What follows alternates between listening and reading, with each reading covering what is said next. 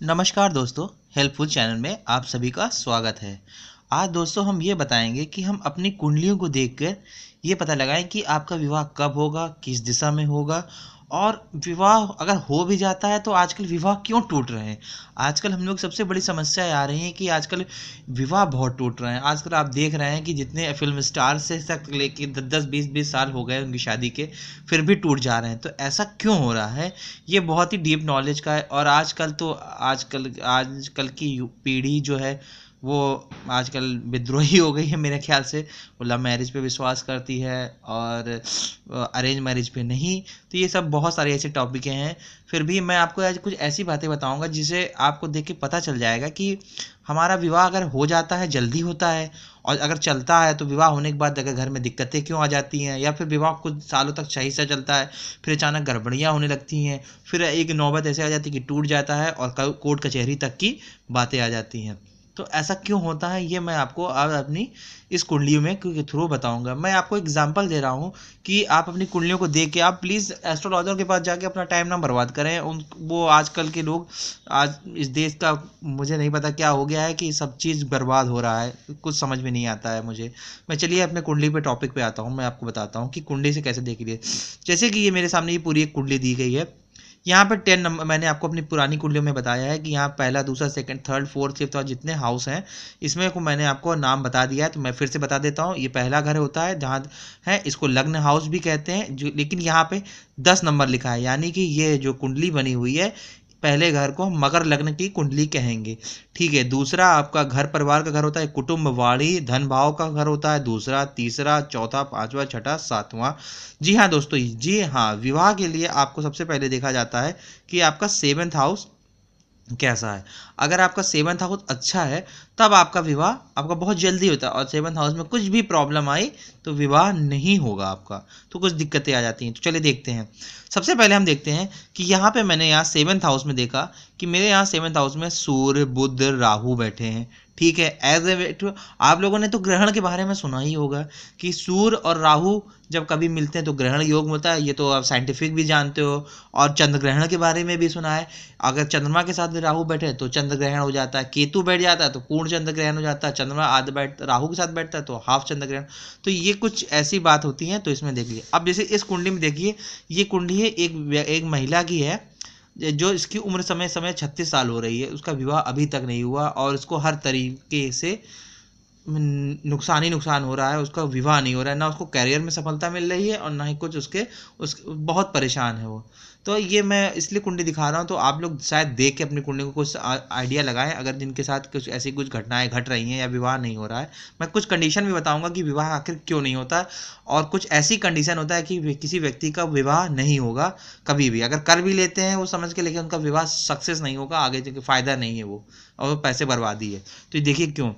जैसे ये देखिए, यहाँ पे सप्तमी ये है सेवंथ हाउस। यहाँ पे हमारे 3 प्लेनेट बैठे हैं, सूर्य, बुध, राहु। लेकिन राशि कौन सी है? ये है फोर्थ नंबर लिखा है, यानी कि कर्क राशि है। सॉरी, मैं एक चीज लिखना भूल गया इसमें। यहाँ चंद्र होता है, ये 8वां नंबर। ठीक है। तो ये जो यहाँ पे है, ये सेवन्थ हाउस का जो मालिक है, यानी कि ये जो सप्तमेश हुआ, इसका मालिक हो गया हमारा चंद्रमा। और चंद्रमा कहाँ बैठा है? यहाँ पे 11th हाउस में, और भी क्या, नीच राशि में। चंद्रमा हो गया नीच। चंद्रमा जी हाँ वृश्चिक राशि पे नीच का होता है। ठीक। तो अब दोस्तों कंडीशन तो एक, तो सबसे पहले यहाँ पे सेवन्थ हाउस में अगर आपके बहुत सारे गंदे ग्रह बैठ गए, बहुत खराब ग्रह। सूर्य को वैसे ही भी पापी ग्रह कहा जाता है, और सूर्य जिस ग्रह के साथ बैठता है उसकी वो शक्ति छीन कर लेता है। जैसे सूर्य और राहु के साथ बैठे हैं तो कॉम्बिनेशन ग्रहण का योग हो गया। ऑब्वियसली जो व्यक्ति का अगर कुंडली सब कुछ सही है, लेकिन उसका यहाँ सेवन्थ हाउस में मेलफिनेनिक प्लेनेट बैठ गए तो उसको लेट तो हो ही जाएगा, शादी में विलम्ब हो जाएगा। दूसरी बात, फर्स्ट हाउस में यहाँ पे ऊपर केतु बैठा है, केतु ये सेवन्थ हाउस में इसीलिए देख रहा है तो भी लेट हो रहा है। लेट तो लेट होगा ही विवाह। अब बसलती बात कि इसका शादी क्यों नहीं हो रही है। शादी इसलिए नहीं हो रही है क्योंकि देखिए दोस्तों, ये एक लड़की की कुंडली है। तो इसमें अब से ये फोर सप्तम, पहले ये देखिए सप्तमेश क्या है। सप्तमेश 4 नंबर है, यहाँ पे लिखा 4 नंबर का ग्रह कौन है? चंद्रमा। चंद्रमा का भी कंजक्शन इसके साथ हो रहा है, वो भी खराब ही हो गया, यानी कि नीच राशि में हो गया। और नीच राशि ये 8 नंबर है, वृश्चिक राशि होता है, उसका मालिक कहाँ है? ये भी 3 नंबर राशि में बैठा है। 3 नंबर यानी कि जन्म मिथुन राशि में बैठा है। मिथुन भी मंगल और बुध आपस में शत्रु हैं, वो भी हो गए। और इस कुंडली में देखिए सूर्य बुध राहु ये सब बैठ के नाश कर रहे हैं। तो इस कुंडली का मैंने पहले ही से प्रेडिक्शन दे के बता दिया था कि इस कुंडली में जहाँ तक कल लड़की का विवाह होगा ही नहीं, मैंने पहले ही बता दिया था। लेकिन उसके घर वाले अब भी परेशान हैं, ढूंढ रहे हैं, कहीं भी जाते हैं कुछ बात होती है नहीं होते, और सब टूट जाता है, शादी तो नहीं हो पाती है।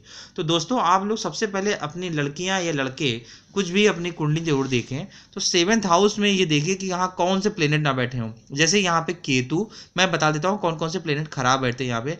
यहाँ पे केतु हो गया, दूसरा राहु केतु, तो ये है, सैटर्न भी है और सूर्य।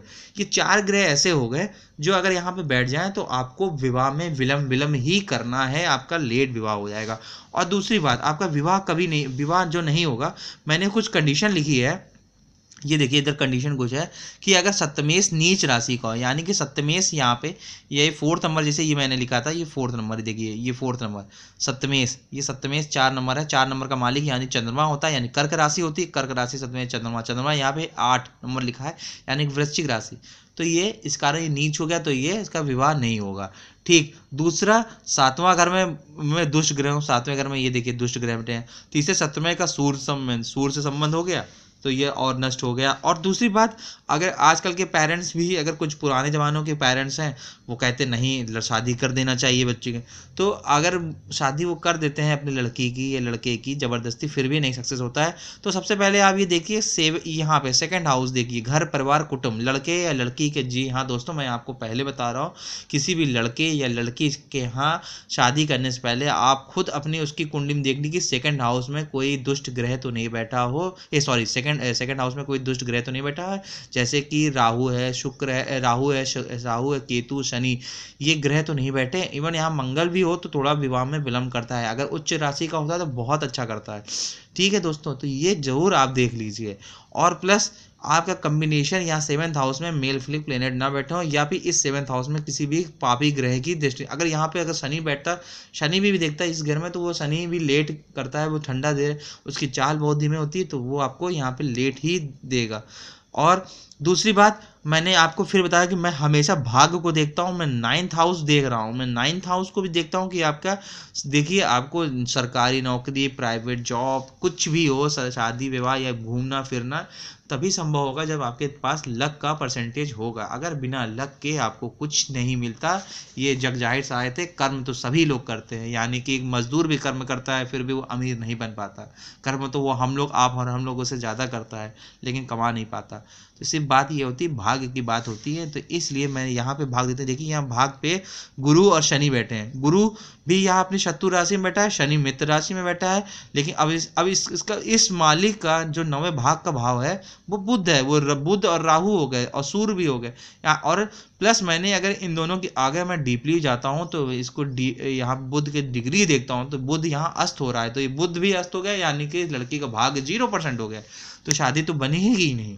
और नुकसान, इसके पिता को भी वैसे कष्ट मिल रहा है, क्योंकि सूर्य पिता का भी कारक होता है, राहु के साथ था, तो पिता भी तरक्की नहीं कर पाए अपने जीवन काल में। तो ये बहुत सारी ऐसी कंडीशन होती है। दोस्तों मैंने इस तरह से आपको बताया। अगर आपको मेरी वीडियो अच्छी लगी प्लीज़ लाइक करिए, सब्सक्राइब करिए, और हेल्पफुल चैनल को देखने के लिए धन्यवाद दोस्तों। और दोस्तों मैं आप लोगों से सबसे ये कहता हूँ कि अगर आपको कोई भी प्रॉब्लम हो तो मेरे प्लीज़ कमेंट बॉक्स में आप लोग आइए, अपने कमेंट लिखिए, और आपको कोई भी प्रॉब्लम हो प्लीज़ अपनी mail ID, date of birth सब कर दीजिए, मैं आपको फ्री ऑफ कॉस्ट आपको दूंगा।